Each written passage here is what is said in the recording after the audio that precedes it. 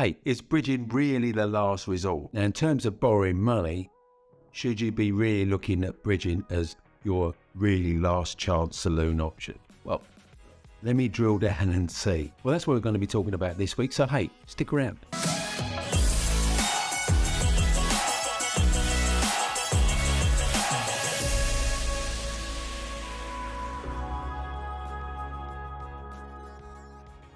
So, is bridging the last resort lending opportunity? Well, as someone that's brokered literally hundreds, and I do mean hundreds of bridging loans over more than a decade, I'm probably in a good position to answer that. Now, whenever I'm asked, well, what's the best way to finance a property? Now, whenever I mention that bridging could be a good way to finance a property purchase, the first question is normally, oh, isn't that expensive? And more often than not, accompanied by a sharp intake of breath.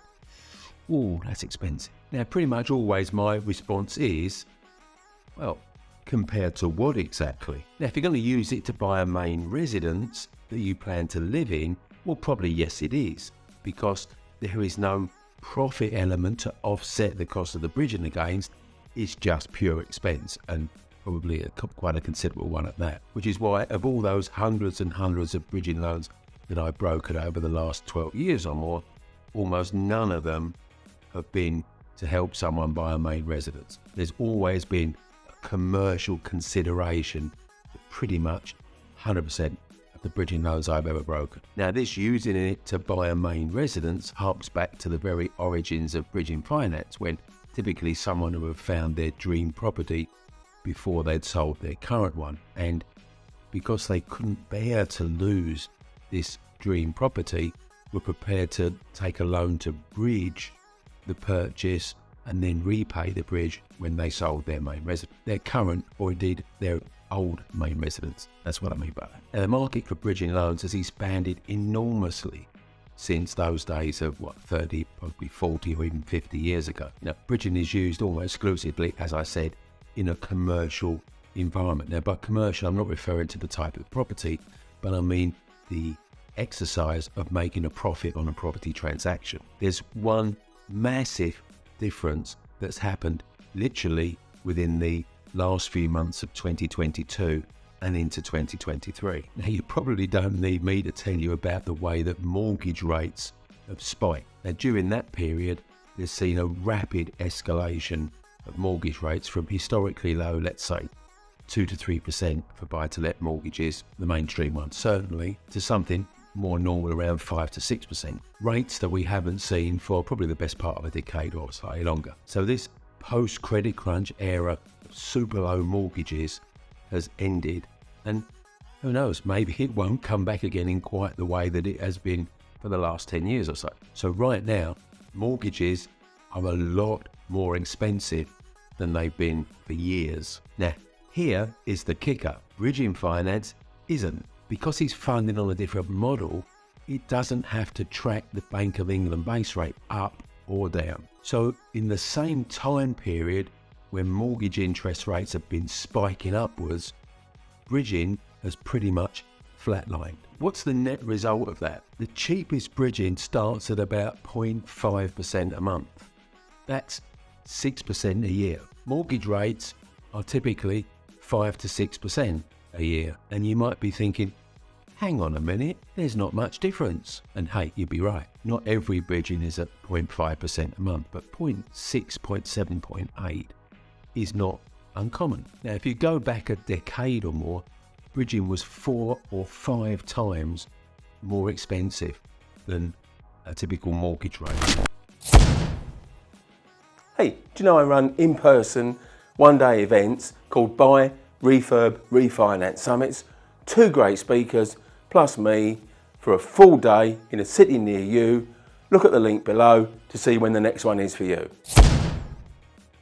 Increased competition in the bridging market, which there's been a lot of in the last 5 to 10 years, has systematically been reducing bridging loan rates, typically to well over 1% to almost uniformly below 1%. So even without this recent spike in mortgage interest rates, bridging's been getting progressively cheaper comparatively. So good rated bridging loans now are not really much more expensive than mortgage rates. So if you're still one of these people that's running on and saying, whoa, bridging is really expensive, it isn't, and you're out of sync with the reality of what's going on right now. Now, bridging has never been more affordable or better value in comparison to mortgage than it is right now. Now, as a property investor that's either buying to sell again and flip or buying to hold and rent out, bridging finance is like having a sledgehammer in your toolkit because it's going to obliterate objections in your path. Now, if you don't happen to have a big wad of cash sitting in your bank right now, then leveraging the flexibility of bridging finance allows you to play a bigger game and punch above your weight. Is it more expensive than a buy-to-let mortgage? Well, yes, it is still a bit more expensive, but nowhere near the dimensions of more than 6 months ago. Is it more expensive than private finance? Well, possibly not. It depends how that private finance is structured. If it's on a profit share basis, then bridging is probably cheaper than giving away 50% of your profit. If it's on a fixed interest basis, probably not much difference in terms of rates charged, possibly a bit more on the setup fees. That extra is offset by the availability bridging finance against the scarcity of private individual finance. Now, private individuals are emotionally attached to their limited funds in a way that bridges are not. Bridges have got far deeper pockets, millions or tens of millions deep pockets compared to a few 100,000 to most private investors. Now, bridgers are also much more flexible on the type of properties they lend on. They're very happy to lend on any type of unmortgageable property as long as you've got a clear and robust, sensible plan to make it mortgageable. Now, one proviso really that you need to know how to use it intelligently. Now, smart strategies make bigger profits. What do I mean by that exactly? Well, look, the basis of mortgage lending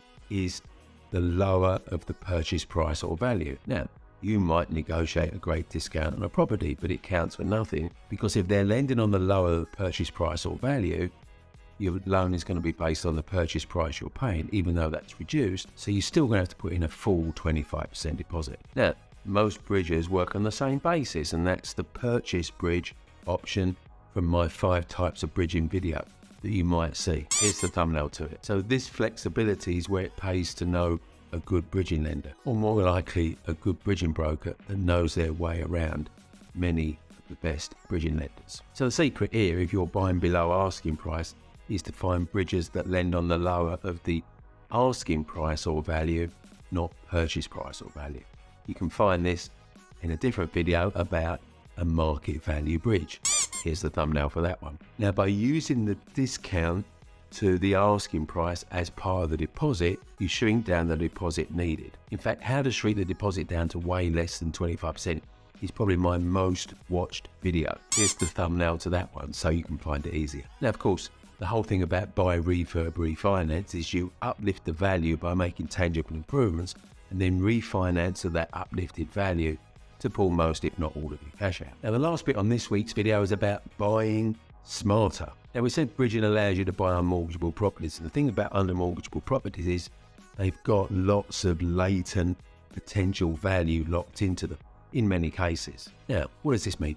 Well, you can get into deals that are closed to mortgage-dependent buyers. And also think for a minute about the seller of an unmortgageable property. Now, they know they can't sell to normal mortgage-dependent buyers. So in their mind, they worked out it's got to be a cash buyer to buy their property. Look, we all know what cash buyers do, don't we?